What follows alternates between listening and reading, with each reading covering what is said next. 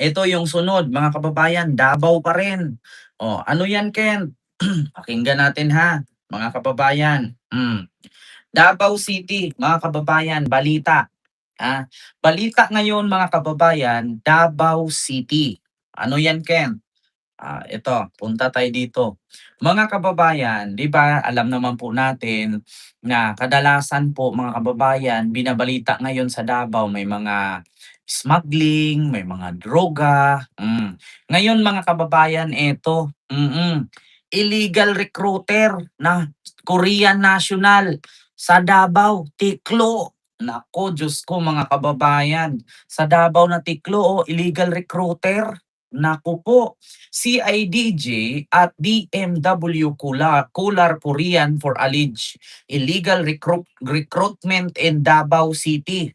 Ayan na, mga kababayan, kita nyo yan, Davao na naman.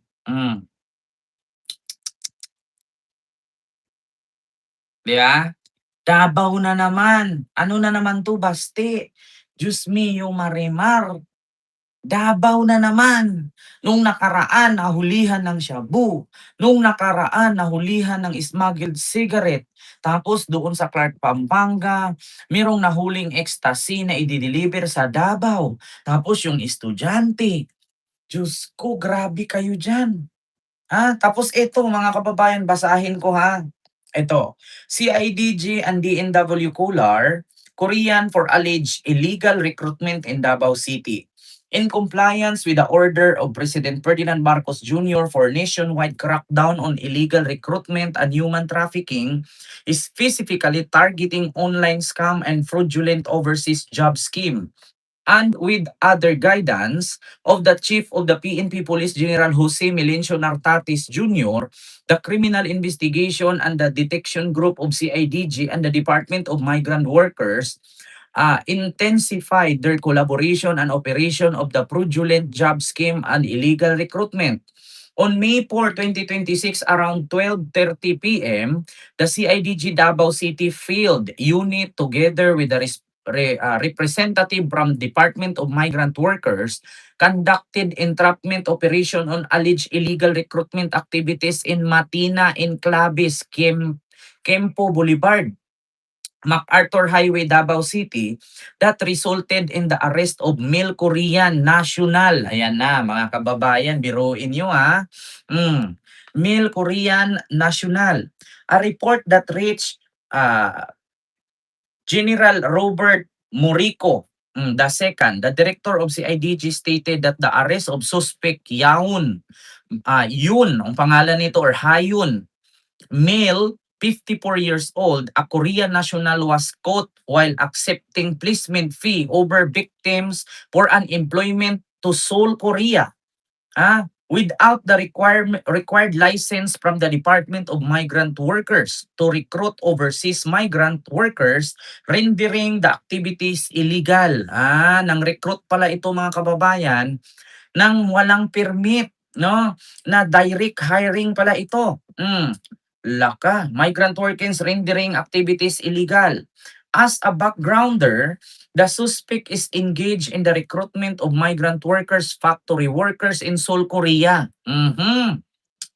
Mga kababayan, nang recruit pala ito para magtrabaho doon sa factory working sa Korea. Seoul, Korea, with a processing fee of 28,000. Nako, pabayarin ng 28,000. The worker is guaranteed with a monthly salary of 2,200,000. 2.2 million won. Approximately 92,000 pesos. 92,000 pesos daw mga kababayan. Tapos may bayaran kang 28,000. Including free accommodation and meals. To date, a total of 40 individual were allegedly victimized by the suspect for illegal recruitment. 19 are from Davao City. Sa 40 ka mga individual na nabiktima, ay 19 ang sa Davao City. The director of CIDG emphasized that the state of all times uphold the dignity of its citizens, whether in country or overseas, and generals and Filipino migrant workers are in particular, the primary proposed of Republic Act number 8042 as amended by the Republic Act of 122 is to institute higher standard for protection of the promotion of the welfare of all workers, migrant workers, their families, and overseas Filipino distress. The successful joint operation underscores the resolute stand of CIDG and Department of Migrant Worker against illegal recruitment and fraudulent recruitment schemes. The arrest of the suspect sends a clear message that the government afford full protection to labor vote local overseas to safeguard all Filipinos from illegal recruitment and all forms of exploitation. Kita nyo mga kababayan, sa Davao City na naman ito. Sa Davao City. Diyos mio marimar. Exploitation daw. The CIDG Leadership Commander, Colonel Ariel Huesca, the acting regional chief of CIDG Regional Field Unit 11, Davao City, field led by its chief Winnie Lampuyos, and Department of Migrant Workers for the prompt arrest of suspect and saving our unsuspecting kababayans for giving their hard-earned money for forfeited employment abroad. Nako, biruin mo mga kababayan, 28,000 per head tapos 40 katao. Ang laki na ng pera na nakuha niya. Ngayon mga kababayan, eto ang katanungan dyan. Ma'am Sally Roca, hello po. Kaya sa lahat po mga kababayan, lalong-lalo na majority sa mga viewers natin kadalasan OFW.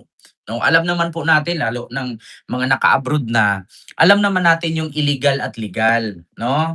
Pero sa mga bago pong mag-a-abroad diyan, no, wag po kayong basta-bastang magbigay ng placement fee na 28,000 tapos alam nyo, simple lang 'yan. Kapag sinabing direct hired, yan po ang iwasan ninyo, na hindi dumaan sa OWA. Mga kababayan, bakit? Sa direct hired kasi, ang una dyan, na problemang kakaharapin mo, direct hired ka lipad ka diretso doon, di ka nadadaan ng OWA, kasi direct ang kinuha. Ang unang problema mo dyan, kung ikaw ay maltratuhin ng employer mo, wala kang malalapitan. Pangalawa, pag ikaw ay nagkaroon ng kaaway mo na kapwa mo trabahante, tapos ibang lahi, wala kang malalapitan. Bakit? Saan ka lalapit? Hindi ka naman dumaan sa OWA. Direct ka naman. Yeah? Tapos magkataon pa dyan, naggera. Ito pa, naggera. Di natin alam, di ba mga kababayan? Naggera. Kanino kang lalapit? Saang gobyerno ka lalapit? Di ba? Hindi ka naman dumaan sa OWA. Kasi nadumaan ka sa illegal recruiter. Biglang naggera dyan, kanino ka lalapit? Saan ka sasakay? 'Di ba? Yan ang problema. Di sila dumaan sa OWA kasi illegal. Diretso sila. Ang tanong diyan mga kababayan, kapag sinabi nating Davao City, siyempre mga Duterte ang hawak diyan, 'di ba? Mga Duterte ang mga namuno diyan, 'di ba? Hindi naman natin makaligtaan 'yan, mga Duterte. Ngayon ang tanong mga kababayan, 'di ba 'pag sinabi nating Duterte ang issue agad confidential fund? 'Di ba? Ngayon mga kababayan, tanong ko lang, mga kababayan, tanong ko lang, saan ba napunta ang confidential fund ni Baste na bakit hindi niya alam na may mga ganitong nag-recruit? Di ba meron siyang 530 million a year? Kalahating bilyon sa isang taon niyang kinukubran niyang confidential fund. Una, kapalpakan niya, kalaki-laki ng confidential fund ni Baste Duterte dyan sa Davao na mas malaki pa sa 7 pinakamayayaman na lungsod or syudad sa Maynila. No? Biruin niyo ang 7 ka mga mayayaman na syudad sa Maynila, ang kanilang confidential fund ay umabot lamang ng 430 million. 7 na yan, kamayayamang syudad. Bakit kay Baste Duterte, isa lang Davao City, 530 million na? Tapos, yung mag-ama na terorista na tumira sa Davao ng halos isang buwan tapos pumunta sa Australia at namaril sa Bondi Beach, hindi niya na-trace na may terorista palang tumira sa Davao? Saan ba talaga nila ginamit yung kanilang confidential fund? Hmm, pangalawa, eto, ah, bakit hindi ito na-trace ni Baste? Illegal recruiter, gaano ba kalaki yung Davao, putang ina, parang Santa Mesa lang naman 'yan, na hindi niya malalaman na napakaraming illegal diyan.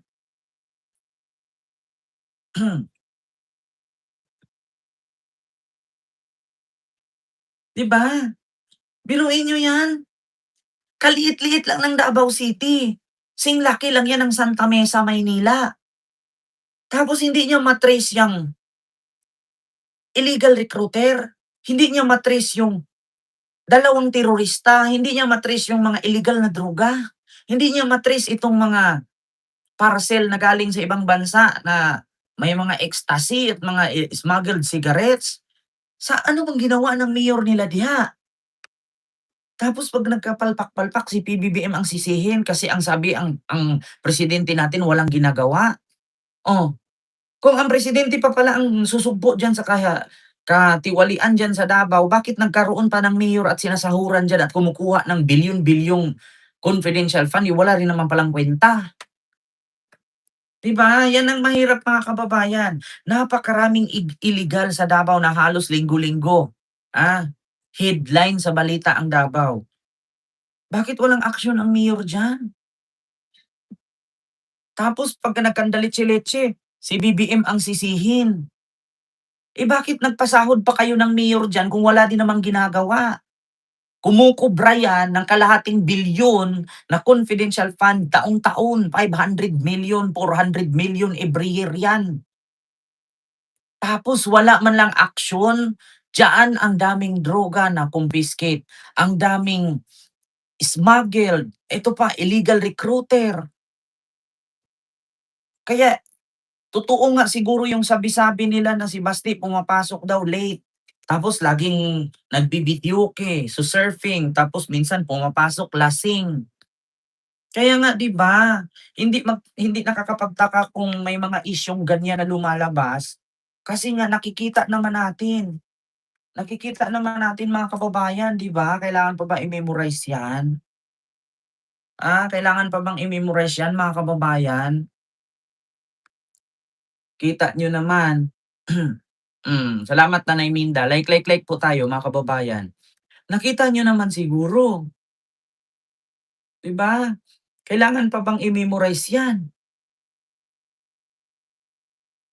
Ay, Diyos ko. Tapos kapagka may pumalpak sa kanyang nasasakupan, si BBM ang sisihin. Eh, kung si BBM pa lang din naman pala ang nagtatrabaho diyan, eh, di sana tinanggal na kay lahat diyan, si BBM na lang magtrabaho diyan. Si BBM magtalaga na lang ng ibang taong kikilos diyan, kung kayo kumukubra kayo ng bilyon-bilyong confidential fund sa loob ng ilang termino niyo, sumasahod kayo diyan, mga dipugat, lintian kayo, tapos hindi niyo man lang masugpo-sugpo 'yan. Kalalaki ng confidential fund ninyo, uy.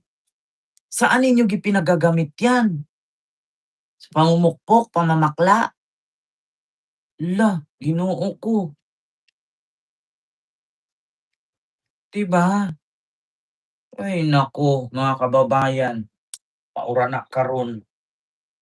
Wala na ibang gagawin kundi 'pag nagkakandalitsi-litsi ang kanyang nasasakupan, isisi kay Marcos, kay weak ang presidente, dahil adik ang presidente, dumami ang adik. Yan yung lagi nilang palusot, mga kababayan. Dahil adik ang ating presidente, kaya dumami ang adik diyan sa Davao City. Wow! Coming from you, Diyos ko. Hmm. So, yun lang, mga kababayan, 'no, yung ating, reaksyones, 'no, patungkol diyan sa mga balita na 'yan, mga kababayan.